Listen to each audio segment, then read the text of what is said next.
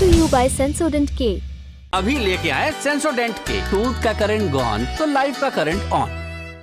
कैसा हो सकता है कि एक गठबंधन के पास 20 वोट हों और एक दूसरी पार्टी के पास 16, तब भी गठबंधन हार जाए, पार्टी जीत जाए? होने को अब कुछ भी हो सकता है, लेकिन तब पूछा जरूर जाएगा कि हुआ कैसे। चंडीगढ़ में मेयर पद के चुनाव में भाजपा प्रत्याशी मनोज सोनकर की जीत के बाद ये सवाल पूछा जा रहा है। पीठासीन अधिकारी के फैसले और फैसले पर पहुंचने में जो प्रक्रिया अपनाई गई, ये दोनों चीज़ें सवालों के घेरे में हैं, क्योंकि एक वीडियो दिन भर वायरल रहा, हम भी आपको दिखाएंगे। सो आज हम चंडीगढ़ प्रकरण पर बात करने वाले हैं। बात प्रवर्तन निदेशालय की उस कार्रवाई की भी होगी जिसकी जद में लालू प्रसाद यादव और उनके बाद उनके बेटे तेजस्वी यादव भी आ गए हैं। ये तो फिर भी पूर्व सीएम, पूर्व डिप्टी सीएम हैं। ईडी का प्रताप ऐसा है कि झारखंड के मुख्यमंत्री और झारखंड मुक्ति मोर्चा सुप्रीमो हेमंत सोरेन का पता नहीं चल रहा है। उनके बंगले से गाड़ियां और कैश जब्त हो रहा है और रांची में बात चल रही है कि उनकी पत्नी को कुर्सी सौंपी जा सकती है। नमस्ते, मैं हूं निखिल और आपके साथ दी ललन टॉप शो में इन खबरों पर विस्तार से हम बात करेंगे, लेकिन सबसे पहले दिन की सुर्खियों पर आप गौर कीजिए।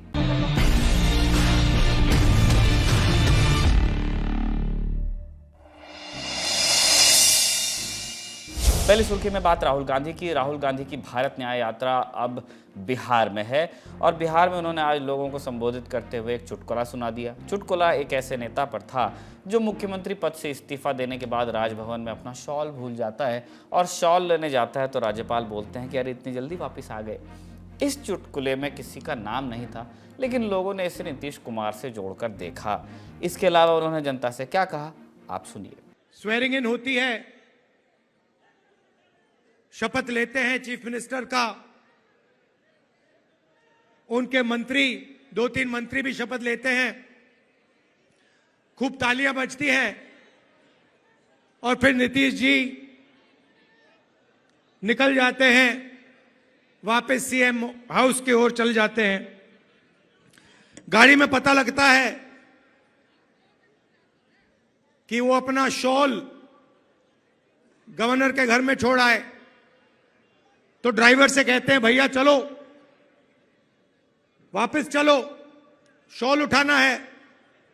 तो ड्राइवर गाड़ी घुमाता है, गवर्नर के घर आता है, नीतीश जी निकलते हैं, गवर्नर के पास जाते हैं, दरवाजा खोलते हैं, गवर्नर कहते हैं भाई इतनी जल्दी वापस आ गए।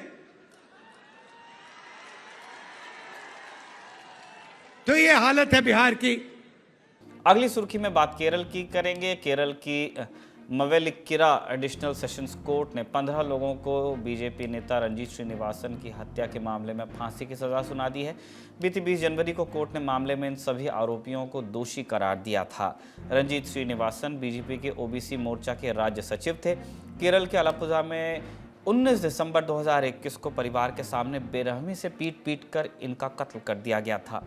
बार एंड बेंच की खबर के मुताबिक कोर्ट ने अब इस मामले में जिन 15 लोगों को सजा सुनाई है उनके नाम हैं नैसम, अजमल, अनूप, मोहम्मद असलम, अब्दुल कलाम उर्फ सलाम, अब्दुल कलाम, सफरुद्दीन मंशाद, जसीब राजा, नवास, समीर, नज़ीर, जाकिर हुसैन, शाजी, पुवाथुंगल और शरनस अशरफ। ये सभी लोग प्रतिबंधित इस्लामिक कट्टरपंथी संगठन पॉपुलर फ्रंट ऑफ इंडिया के जुड़े सदस्य बताए जाते हैं, पीएफआई के। अब ये पूरा मामला पीएफआई के नेता केएस शान की मौत के बाद से शुरू हुआ। द हिंदू की एक रिपोर्ट के मुताबिक 18 दिसंबर 2021 को केरल के मन्नानचेरी में social democratic party of India SDPI के राज्य सचिव केएस शान की हत्या कर दी गई। एसडीपीआई पीएफआई का राजनीतिक विंग है। पुलिस के मुताबिक शान 18 दिसंबर की शाम करीब 7:30 बजे मोटरसाइकिल से घर से जा रहे थे, तभी एक कार ने उनकी बाइक में टक्कर मार दी और कार से बाहर आए लोगों ने उन पर लोहे की रॉड से हमला कर दिया। कुछ घंटे बाद कोच्चि के एक अस्पताल में इलाज के दौरान शान की मौत हो गई, माने मर्डर ही था ये भी। उनके शरीर पर 40 से ज़्यादा चोट के निशान थे। एसडीपीआई का आरोप था कि शान की हत्या में राष्ट्रीय स्वयंसेवक संघ से जुड़े कुछ लोग शामिल थे। घटना के बाद पुलिस ने आलपुझा के मन्नानचेरी इलाके के राजेंद्र प्रसाद और कुट्टन नाम के 2 व्यक्तियों को गिरफ्तार भी किया था, जबकि घटना में शामिल कुल 10 लोगों की पहचान की गई थी। शान की मौत के बाद 12 घंटे भी नहीं बीते कि अगले दिन सुबह ही रंजीत श्रीनिवासन की उनके घर के सामने हत्या कर दी गई। मीडिया रिपोर्ट के मुताबिक कुछ लोगों ने उनके घर में घुसकर परिवार के सामने पीट कर उनकी जान ले ली।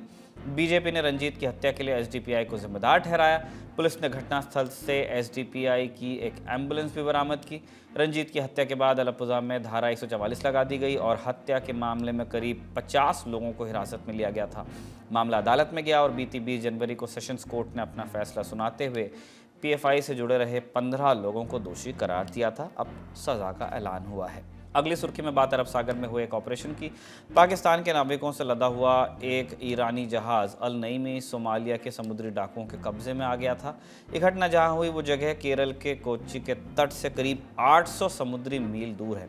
फिर 29 जनवरी के दिन इस समुद्री जहाज के पास पहुंचा भारतीय नौसेना का जहाज INS सुमित्रा और फिर शुरू हुआ एक ऑपरेशन इन नाविकों की जान बचाने का। दरअसल कुछ ही देर पहले नौसेना का यह समुद्री पोत ईरान के एक दूसरे जहाज MV ईमान पर रेस्क्यू ऑपरेशन चलाकर लौट रहा था।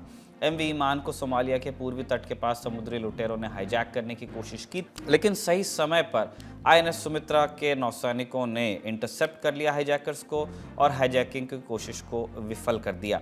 इस ऑपरेशन के बाद INS सुमित्रा अपने बेस स्टेशन की ओर लौट रहा था कि फिर से जहाज पर एक इमरजेंसी SOS कॉल आया। जहाज फिर से ईस्ट कोस्ट की ओर रवाना हुआ और सामने था अल नईमी। सोमालियाई डाकुओं के कब्जे में था ये जहाज। ऑपरेशन शुरू हुआ और 24 घंटे में 19 पाकिस्तानी नाविकों समेत पूरे क्रू को सकुशल बचा लिया गया और सभी 11 समुद्री डाकुओं को हिरासत में भी ले लिया गया। अगली सुर्खी समाजवादी पार्टी की लिस्ट को लेकर है। समाजवादी पार्टी ने लोकसभा चुनाव के लिए उम्मीदवारों की पहली लिस्ट जारी कर दी है। इस लिस्ट में कुल 16 उम्मीदवारों के नाम है। लिस्ट PDA के नाम तले जारी की गई है। PDA यानी पिछड़ा दलित अल्पसंख्यक। आप स्क्रीन पर लिस्ट देखिए। हम आपको प्रमुख नाम बता दे रहे हैं अपने से।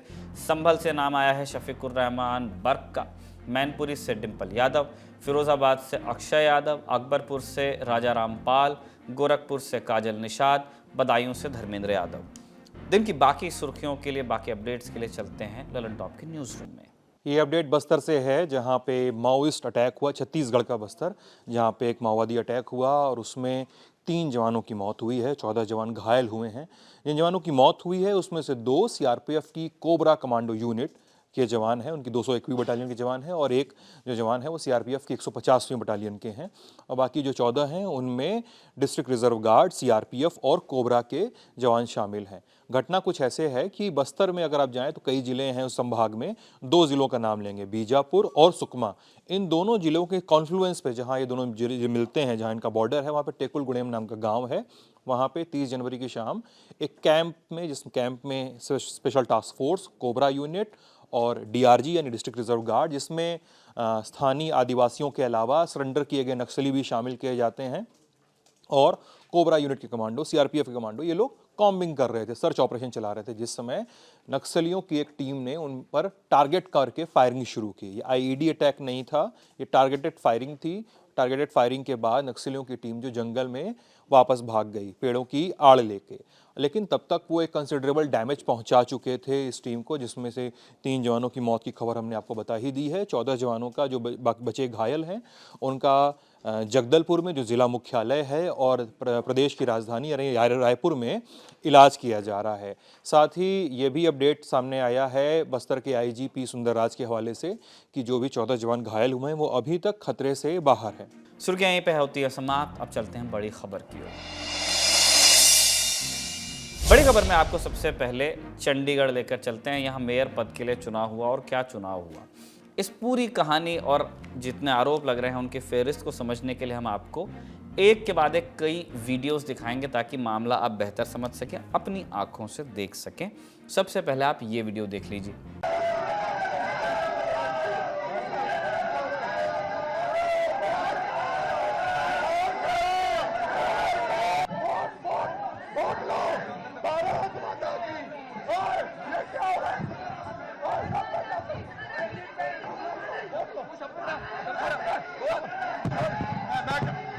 इस वीडियो के केंद्र में दिख रहे शख्स हैं मनोज सोनकर। मनोज सोनकर भाजपा नेता हैं और केंद्र शासित प्रदेश चंडीगढ़ के नवनिर्वाचित मेयर भी। मनोज सोनकर के साथ अब देखिए एक और तस्वीर।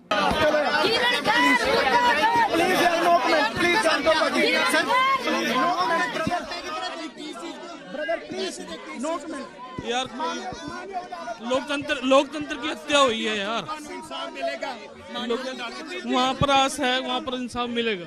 इस रोते हुए नेता का नाम है कुलदीप कुमार। ये आम आदमी पार्टी के मेयर पद के प्रत्याशी थे, जिन्हें मनोज सोनकर ने हरा दिया। आम आदमी पार्टी के प्रत्याशी थे, इंडिया अलायंस के कहेंगे, इन्हें कांग्रेस का भी समर्थन मिला हुआ था।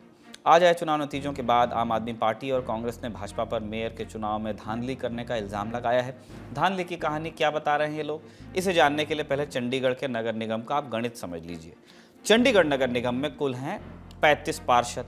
इनमें से भाजपा के पास 14 पार्षद हैं, आम आदमी पार्टी के पास 13 पार्षद हैं, कांग्रेस के पास 7 और शिरोमणि अकाली दल के पास है 1 पार्षद। जब मेयर पद का चुनाव होता है तो चंडीगढ़ में स्थानीय सांसद भी वोट कर सकते हैं, एक्स ऑफिशियो मेंबर मान लिया जाता है। इस समय भाजपा नेता किरण खेर चंडीगढ़ की सांसद हैं, लिहाजा भाजपा के खेमे के पास हो जाते हैं कुल 15 वोट, 14 पार्षदों के और 1 सांसद जी का वोट। ऐसे में कुल 36 वोट वाले नगर निगम में 19 वोट जिसके पास आ जाएं उसके पास जाएगी मेयर की कुर्सी। ऐसे में किसी को भी मेयर की कुर्सी मिलना संभव नहीं लग रहा था, क्योंकि किसी पार्टी के पास, एकल पार्टी के पास नंबर्स नहीं थे। इसे देखते हुए कांग्रेस और आम आदमी पार्टी ने मेयर पद के चुनाव के लिए गठबंधन किया। कांग्रेस ने कहा कि वो आम आदमी पार्टी के प्रत्याशी को अपना समर्थन देगी। आम आदमी पार्टी के 13 और कांग्रेस के साथ मिलाकर 20 की संख्या खड़ी हो गई और इस खेमे की जीत एक तरह से मैथ के हिसाब से तय मान ली गई। 30 जनवरी के दिन वोटिंग हुई। अब इस वोटिंग तक आने का किस्सा भी दिलचस्प है। वोटिंग हो नहीं रही थी। जो पीठासीन अधिकारी थे उन्होंने अपनी तबीयत का हवाला दिया था, लेकिन उसके बाद फिर आदेश आया अदालत का कि 30 तारीख को वोटिंग होनी है। खैर, वोटिंग हुई 30 को। वोटिंग खत्म हुई तो वोटों की गिनती शुरू हुई। आम आदमी पार्टी और कांग्रेस का खेमा अपनी जीत तय मानकर चल रहा था, क्योंकि नंबर्स थे। अब पीठासीन अधिकारी अनिल मसीह ने वोटों की गिनती शुरू की और कुछ ही देर में उन्होंने ऐलान किया कि 8 वोट्स इनवैलिड यानी अमान्य घोषित हो गए हैं। ये 8 के 8 वोट कांग्रेस और आम आदमी पार्टी के प्रत्याशियों के थे और 8 वोट अमान्य हुए तो टोटल स्ट्रेंथ हो गई 27 वोटों की। और चूंकि कांग्रेस और आपके ही वोट रिजेक्ट हुए थे तो भाजपा को अब जीतने से कोई रोक नहीं सकता था। ऐसे में अनिल मसीह ने भाजपा प्रत्याशी मनोज सोनकर की जीत का ऐलान कर दिया और अमान्य वोटों को अपने साथ लेकर वो चले गए। आप ये वीडियो देख लीजिए।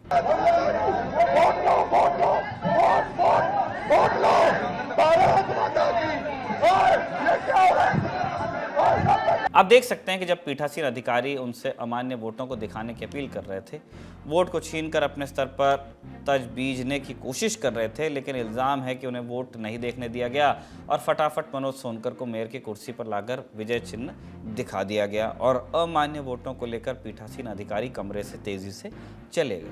ठीक इसी मौके पर इस चुनाव पर धांधली के इल्ज़ाम लगने शुरू हुए। कहा गया कि पीठासीन अधिकारी ने धांधली कर दी, उन्होंने अमान्य वोट आम आदमी पार्टी और कांग्रेस के लोगों को दिखाए नहीं। हम आपको यहाँ बताते हैं कि आम तौर पर चुनाव में काउंटिंग का तरीका क्या होता है। पीठासीन अधिकारी जो होते हैं उनकी मौजूदगी में चुनाव और काउंटिंग दोनों होते हैं और हर एक पार्टी अपना पोलिंग एजेंट नियुक्त कर सकती है। अब ये जो पोलिंग एजेंट होता है वो देख सकता है कि पीठासीन अधिकारी निष्पक्ष रूप से काम कर रहा है या नहीं कर रहा है, ऑब्जेक्ट कर सकता है। अब चंडीगढ़ में जब वोट डाले गए तो आम आदमी पार्टी और कांग्रेस के नेता पीठासीन अधिकारी से काउंटिंग के समय एक एक वोट दिखाने का आग्रह कर रहे थे कि आप दिखाते जाइए, रखते जाइए।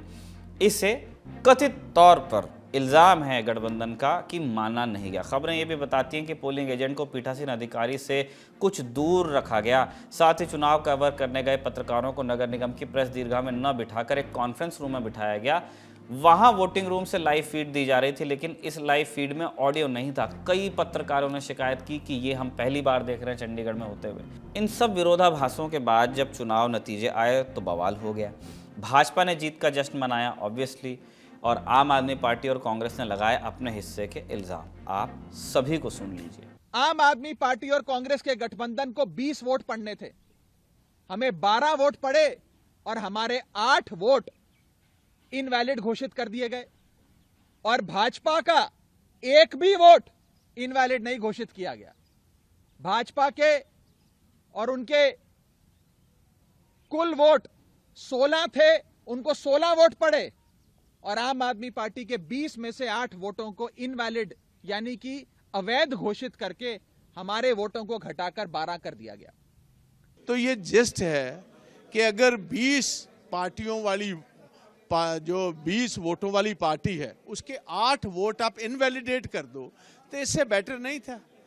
अगर ये हुक्म जारी करते डिप्टी कमिश्नर को, भाई बीजेपी के कैंडिडेट को अनअपोज्ड डिक्लेयर कर दो, हमने इलेक्शन करवानी नहीं, ये कहीं बेटर रहता।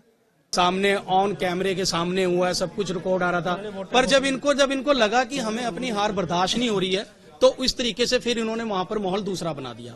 फिर हमें ब्लेम करने लगे, क्योंकि हमें जीतता है देख ही नहीं पा रहे थे, क्योंकि हम जीते हुए थे। बैलेट पेपर फाड़ने लगे वहां पर, जब घोषित किया गया मेयर को, वहां पर ऊपर हाथापाई शुरू कर दी। तो मतलब मैं तो नहीं चाहूंगा, मेरा मानना तो ये है कि भी इस प्रकार से जब ये एक शहर को, छोटे से शहर को नहीं चला सकते, तो ये स्टेटें क्या चलाएंगे? पंजाब के मुख्यमंत्री भगवंत मान ने पीठासीन अधिकारी अनिल मसीह पर इल्जाम लगाया कि वो भाजपा के नेता हैं और उनकी रीढ़ की हड्डी को लेकर के सवाल उठा दिए।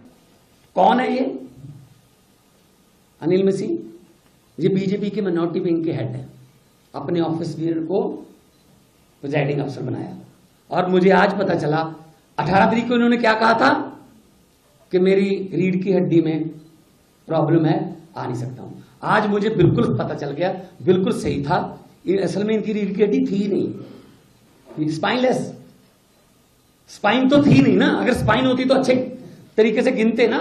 दिल्ली के मुख्यमंत्री अरविंद केजरीवाल ने भी बयान दिया और ये बातें कही। इतने बड़े स्तर के ऊपर चंडीगढ़ के मेयर के चुनाव के लिए आज तक कभी भी इतनी वोट इनवैलिड नहीं डिक्लेयर की गई।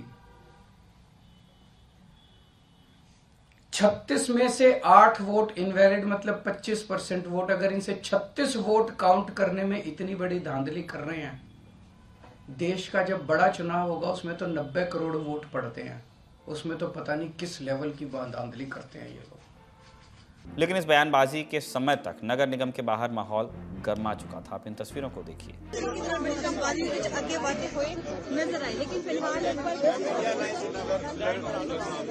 फिर बात आई कोर्ट में देख लेने की। आम आदमी पार्टी के नेताओं ने कहा कि वो कोर्ट का दरवाजा खटखटाएंगे।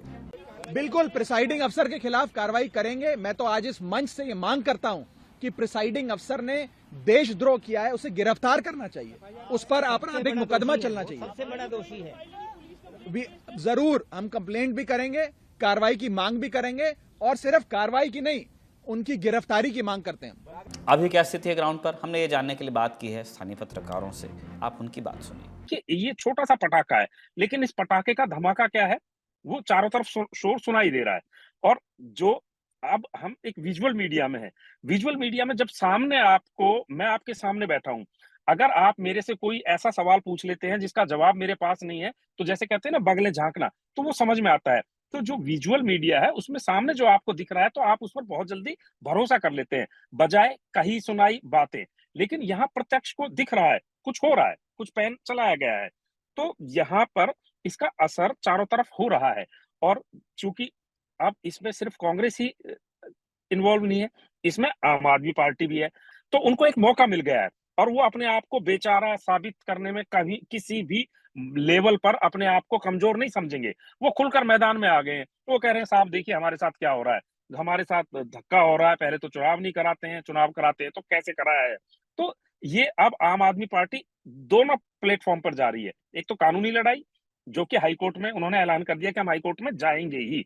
दूसरा पब्लिक के बीच में, क्योंकि देखिए फिर जैसा मैंने बताया, अब वीडियो है, वीडियो में अगर कुछ गलत हो रहा है, दिख रहा है, वो टेक्निकल एक्सपर्ट बताएंगे, लेकिन जो चीज दिखती है वो लोगों को समझ में आती है। तो एक सिंपैथी फैक्टर होता है, एक संवेदना, कहीं ना कहीं वो लोगों को सहानुभूति वो लेने की कोशिश आम आदमी पार्टी कर रही है। तो अब ये मामला कहीं ना कहीं एक तरफ न्यायालय में भी होगा, तो कहीं ना कहीं जनता की अदालत में भी वो इसको ले जाने की तैयारी कर रही है। अगर चुनाव में धांधली हुई है तो लाजमी है कि इस चुनाव को रद्द किया जाए और फिर नए तरीके से, पारदर्शी तरीके से चुनाव कराए जाएं। लेकिन ज़्यादा ज़रूरी है इस मामले में कि देश की शीर्ष अदालतों का रुख क्या रहता है, जिनके होने से हमारी संवैधानिक और विधायी संस्थाओं की शुचिता और मजबूत होती है। अगली बड़ी खबर में बात प्रवर्तन निदेशालय यानी कि एनफोर्समेंट डायरेक्टरेट की, प्यार से ईडी कहते हैं। बात शुरू करेंगे लालू प्रसाद यादव से। कल उनसे पूछताछ हुई दिल्ली के दफ्तर में। 29 जनवरी की बात कर रहे हैं। जिस समय पूछताछ हो रही थी, उनकी बेटी हैं रोहिणी आचार्य, उनके हैंडल से एक के बाद एक ट्वीट्स आ रहे थे। किसी ट्वीट में वो वार्निंग दे रही थी कि उनके पिताजी को एक खरोच भी आ जाती है तो उनसे बुरा कोई नहीं होगा, तो किसी ट्वीट में वो अपने पापा को हीरो करार दे रही थी। रोहिणी की एक्स टाइमलाइन पर ऐसी तस्वीरें, वीडियो और ट्वीट्स अटे पड़े थे जिनमें वो अपने पिता और बिहार के पूर्व मुख्यमंत्री लालू प्रसाद यादव पर ईडी के एक्शन की भर्त्सना कर रही थीं। लेकिन इन तमाम बयानों से बेफिक्र ईडी अधिकारी ऑफिस के अंदर लालू प्रसाद यादव को लेकर एक अलग तैयारी में थे। कथित land for job scam case में लालू प्रसाद यादव से अगले 10 घंटे तक पूछताछ की जानी थी। लालू यादव के घर वाले ईडी के दफ्तर के बाहर गुहार लगाते रहे कि वो चल फिर नहीं सकते, उन्हें रियायत दी जानी चाहिए। लेकिन पूछताछ हुई और लालू प्रसाद यादव 10 घंटे बाद ही बाहर निकले और मीडिया के सवालों के जवाब दिए बिना गाड़ी में बैठकर चले गए। बयानबाजी, किसने क्या कहा आप सुन लीजिए।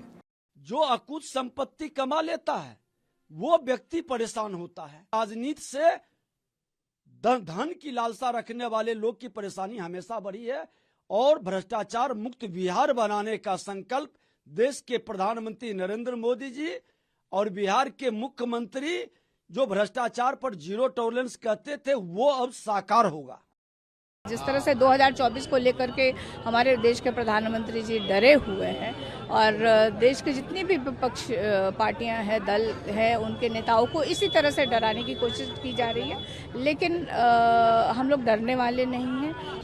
जब जिस समय के घोटाले की बात करते हैं और जिन लोगों के एफआईआर पर ये बात करते हैं वो लोग सब लोग हाथ झाड़ चुके हैं, चाहे वो ललन सिंह हो। बावजूद इसके केंद्र के इशारे पर, भारतीय जनता पार्टी के इशारे पर लालू जी को सिर्फ इसलिए परेशान किया जा रहा है, उनके परिवार को इसलिए परेशान किया जा रहा है कि बीजेपी की वॉशिंग मशीन में धुलने के लिए तैयार नहीं। देखिए, माननीय लालू प्रसाद जी को ईडी के विभिन्न मामलों में दिल्ली से सम्मन होने के बाद यहाँ पूछताछ किया गया। दुर्भाग्यजनक पक्ष यह है कि राष्ट्रीय जनता दल के कार्यकर्ता ईडी जैसी संवैधानिक संस्था के बाहर प्रदर्शन कर रहे थे। वो हम समझते हैं कि लालू जी का नुकसान ही कर रहे थे।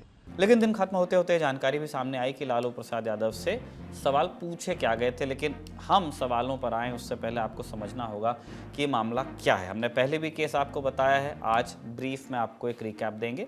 ये नौकरियों के बदले ज़मीन देने का मामला है या इल्ज़ाम यही लगा है।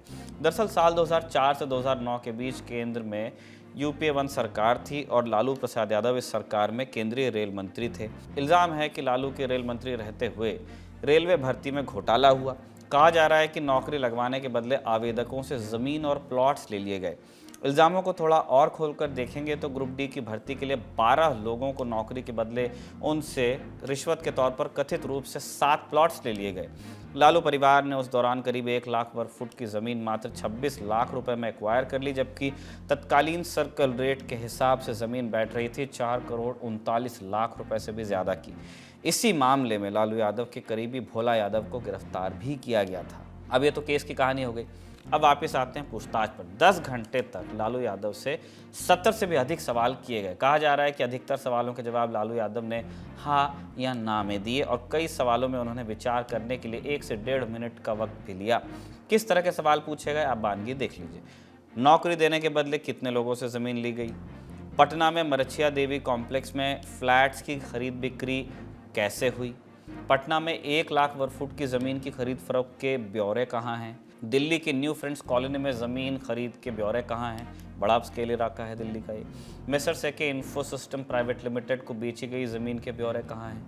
एके इन्फोसिस्टम्स प्राइवेट लिमिटेड को ज़मीन बेचने वाले के 2 भतीजों को रेलवे में नौकरी दी गई थी। क्या ये सच बात है?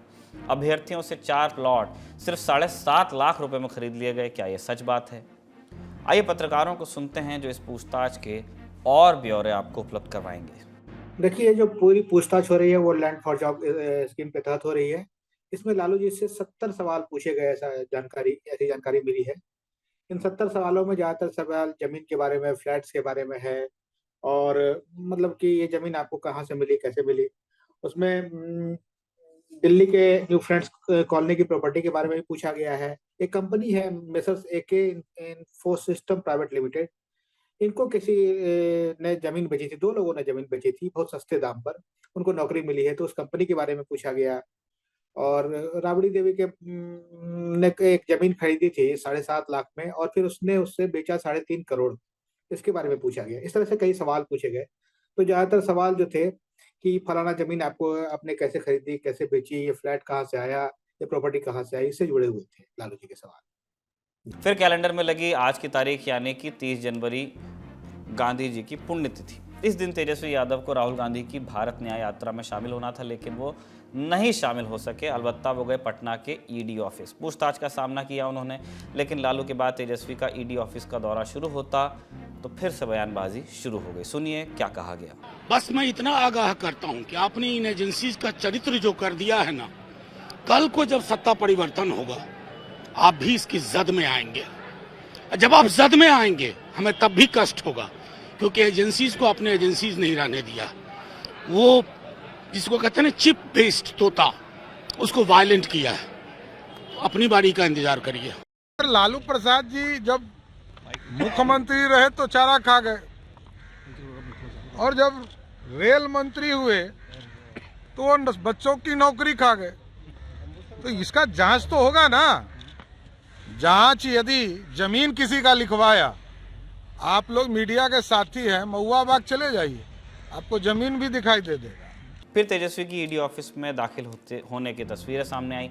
सूत्रों के हवाले से वो सवाल सामने आए जो उनसे पूछे जा रहे होंगे, जैसे ऐसी कौन कौन सी प्रॉपर्टीज़ हैं जो आपके नाबालिग रहते आपके नाम पर थीं, आपके पास कितने बैंक अकाउंट्स हैं और उनकी डिटेल्स क्या हैं, आपके द्वारा बनाए गए संपत्ति की जानकारी आपके परिवार को है या नहीं है, एके इन्फोसिस्टम कंपनी से आपका क्या ताल्लुक है, अब तक आपकी जानकारी में कितनी संपत्तियां गिफ्ट के तौर पर मिली हैं, दिल्ली के जिस बंगले में आप रहते हैं उससे आपका क्या संबंध है, शक है कि वो बंगला आपका बेनामी संपत्ति है, गुड़गांव के एक मॉल से आपका क्या संबंध है, आपके कारोबार से संबंधित डील कौन करता है, रेलवे से संबंधित डील के बाद कई प्रॉपर्टीज़ आपके नाम हुई, क्या ये आपकी सहमति से हुआ या आपके परिवार के किसी सदस्य की अनुमति थी, कम उम्र में ही काफ़ी संपत्ति आपके नाम हो गई थी, क्या कभी इस मसले पर आपने किसी से कुछ पूछा या कोई जानकारी ली। तेजस्वी से और किस लाइन पर पूछताछ हो सकती है, सुनिए जानकारों को। तेजस्वी से ज्यादातर पूछताछ इसलिए हो रही, इस बारे में हो रही है कि उन्होंने जो कंपनी बनाई वो कैसे बनाई, कब बनाई, क्यों इसका आइडिया आया, इस पर ज्यादा पूछताछ हुई। फिर कंपनी के जमीन के बारे में भी पूछताछ हुई, और ऐसा बताया जा रहा है कि ज्यादातर सवालों के बारे में तेजस्वी ने अनभिज्ञता जाहिर की कि मुझे मालूम नहीं कि यह कैसे हुआ, और कुछ सवालों का गोलमोल जवाब दिया है। जबकि लालू जी ने जो जवाब दिए वो फटाफट सारे सवालों के जवाब देते गए, 2-2 मिनट में सवाल देते गए। तो ये सब जांच चल रही है। अब इसके बाद आगे इस पर क्या हो सकता है कि गिरफ्तारी की बात चले या क्या हो, ये कहना मुश्किल है, लेकिन अभी तो यही चल रहा है। ये पूछताछ इस बुलेटिन की तैयारी तक जारी थी, लेकिन ईडी के अधिकारियों को एक और पूछताछ करनी है, लेकिन जिनसे पूछताछ करनी है वो फिलहाल उनका पता कहाँ है किसी को मालूम नहीं है। हम बात कर रहे हैं झारखंड के मुख्यमंत्री, serving chief minister Hemant Soren की, जिनका नाम झारखंड के साहिबगंज अवैध माइनिंग केस में लिया जा रहा है, और इसी केस की जांच ईडी भी कर रही है। पूछताछ के लिए 12 समन जारी किए गए, लेकिन हेमंत सोरेन ने हर बार अनुपलब्धता दर्ज कराई कि उनका कोई पहले से निर्धारित कार्यक्रम है। फिर जब ईडी की टीम हेमंत सोरेन के आवास पर छापा मारने पहुंची दिल्ली वाले, तो वो वहां मिले नहीं। ये 29 जनवरी तक के अपडेट्स थे। आज सीन में बदलाव हुआ। ईडी ने पहले कुछ चीज़ें हेमंत सोरेन के दिल्ली वाले आवास 5/1 शांति निकेतन से जब्त कर ली। इनमें से 2 चीज़ों की तस्वीरें सोशल मीडिया पर वायरल हुई। एक BMW कार है और 36 लाख रुपए कैश। सोरेन कहाँ हैं अभी भी नहीं पता है। ईडी की टीम दिल्ली पुलिस के संपर्क में थी। एयरपोर्ट्स पर अलर्ट इशू किया गया था, लेकिन दिल्ली से लगभग 1300 किलोमीटर दूर मौजूद रांची में मौजूद मुख्यमंत्री आवास से तस्वीरें सामने आई। सीएम हेमंत सोरेन अपने और गठबंधन में शामिल पार्टियों के विधायकों के साथ मीटिंग कर रहे थे। इन तस्वीरों के साथ एक तथ्य भी लिखा गया था, हेमंत सोरेन दिल्ली से रांची बाई रोड पहुंचे थे। इसके साथ ही उनकी एक चिट्ठी के मजमून भी सामने आए। 29 जनवरी को लिखी गई इस चिट्ठी में हेमंत सोरेन ने कहा कि वो 31 जनवरी को दोपहर 1 बजे अपने आवास पर पूछताछ के लिए उपलब्ध रहेंगे। लेकिन इस पूरी ड्रिल में हेमंत सोरेन की मीटिंग की फोटो ही चर्चा का विषय रही, क्योंकि दिग्गज नेताओं और विधायकों की इस मीटिंग में एक और चेहरा था जो झारखंड में कम से कम राजनीतिक रूप से अभी तक कम चर्चा में रहा। ये चेहरा था कल्पना सोरेन का। कल्पना सोरेन यानी हेमंत सोरेन की पत्नी। टिप्पणीकार कह रहे हैं कि कल्पना सोरेन झारखंड की अगली मुख्यमंत्री भी हो सकती हैं। दरअसल जानकारों की माने तो अवैध खनन वाले केस में हेमंत सोरेन की गिरफ्तारी लगभग तय है। इसका अंदाज इस बात से भी लगाया जा सकता है कि गठबंधन में शामिल सभी विधायकों को रांची में ही रहने के लिए कहा गया है। साथ ही सुरक्षा व्यवस्था भी चाक चौबंद कर दी गई है। ऐसे में राजनीतिक अनिश्चितता की खबर उड़ने लगी है और हेमंत सोरेन अगर जेल जाते हैं तो कुर्सी पर कल्पना सोरेन को बैठाया जा सकता है, ऐसी बातें हो रही हैं। आप सुन लीजिए। हेमंत सोरेन को ये बात अच्छी तरीके से पता है कि उनकी गिरफ्तारी लगभग तय है और इसी वजह से आनन फानन में एमएलएस को बुलाना, मीटिंग करना, वो सारी कुछ कवायद वहाँ पर चल रही है। लेकिन अब हेमंत सोरेन के लिए जो सबसे अहम लड़ाई होगी वो यह होगी कि कैसे गिरफ्तारी से अपने आप को बचाना है, और अगर गिरफ्तारी हो जाती है तो सबसे महत्वपूर्ण होगा कि किस तरह से सरकार को वहाँ पर बचा कर रखना है। और सरकार तभी बचेगी जबकि जितने एमएलएस हैं वो एक साथ रहें, चाहे वो जेएमएम के एमएलए हो जाए, चाहे सहयोगी पार्टी के एमएलए हो जाए, वो एक साथ रहें और एक साथ रहने के साथ साथ उस व्यक्ति के ऊपर अपना भरोसा दिखाएं, जताएं, जिस पे कि खुद हेमंत सोरेन अपना भरोसा जताना चाहते हैं। और जो नाम अभी तक उभर कर सामने आ रहा है वो कल्पना सोरेन का। लेकिन ये भी खबरें आ रही हैं अंदर से कि कई ऐसे एमएलएज हैं जिनको ऐसा लगता है कि कल्पना सोरेन की जगह जो पार्टी में सीनियर लीडर्स हैं, जो वरिष्ठ नेता हैं, उनको मौका मिलना चाहिए। सिर्फ भरोसे की वजह से कल्पना सोरेन को मौका मिल जाए, ऐसा होना नहीं चाहिए। तो कई एमएलएज हैं जो कि इस बात से नाराज भी चल रहे हैं। बीजेपी अपनी नज़र बनाए हुए है कि कहीं अगर ऐसा मौका मिलता है जाके उनके एमएलएज पार्टी छोड़कर बीजेपी में आना चाहें या फिर किसी और तरीके से वहाँ पर दूसरी पार्टी का गठन कर बीजेपी की सरकार बनाई सकते हैं, तो वो सारी कवायद यहाँ पर चल रही है। लेकिन जहाँ तक हेमंत सोरेन का भविष्य है वो बहुत अच्छा दिख नहीं रहा है फिलहाल के लिए। उनकी गिरफ्तारी लगभग तय मानी जा रही है। लगे हाथ पत्रकारों से ये भी समझ लीजिए कि इस क्राइसिस से निपटने के लिए झामुमो के अंदर खाने क्या चल रहा है। देखिए, अंदर खाने की रणनीति बहुत साफ है। हमने ज़्यादातर देखा हुआ है कि राज्यों में जो रीजनल पार्टीज होती हैं, क्षेत्रीय पार्टीज जो होती हैं, वो लगातार यही कोशिश करती हैं कि सत्ता उनके पास में रहे, खास करके एक परिवार में रहे। जैसे मैं आपको पहले का एक एग्जांपल देता हूं। मैं जब बिहार में लालू यादव के ऊपर संकट आया था तो उन्होंने राबड़ी देवी को मुख्यमंत्री बना दिया था। उस वक्त भी कई लोगों ने सवाल खड़े किए कि भाई उनकी पार्टी में बहुत बड़े बड़े नेता हैं, उनको मौका देना चाहिए था, लेकिन ऐसा हुआ नहीं। राबड़ी देवी को मौका दिया गया था। यहाँ पर हेमंत सोरेन अगर किसी के ऊपर भरोसा कर सकते हैं तो वो कर सकते हैं अपनी पत्नी कल्पना सोरेन के ऊपर। इसी वजह से अभी जो खबरें आ रही हैं कि वो कोशिश यही करेंगे कि अपने जितने एमएलएज हैं, जो सहयोगी पार्टी से, सबको एक तरीके से एकजुट करें और ये समझाने की कोशिश करें कि अगर गिरफ्तारी होती है तो मेरी पत्नी को मुख्यमंत्री बनाया जाए, क्योंकि हेमंत सोरेन का भरोसा अगर किसी के ऊपर है तो वो कल्पना सोरेन का है। बस एक सवाल और है कि जब सोरेन कथित तौर पर मिल नहीं रहे थे या जिस तरह उनके विरोधी कह रहे हैं कि गायब थे, तो वो कहाँ थे, कहाँ गए थे, किससे मिल रहे थे? पत्रकारों ने यही सवाल हेमंत सोरेन से पूछा तो उन्होंने कहा कि आपके दिल में थे। प्रेस वार्ता में और क्या बात हुई, आइए सुन लीजिए।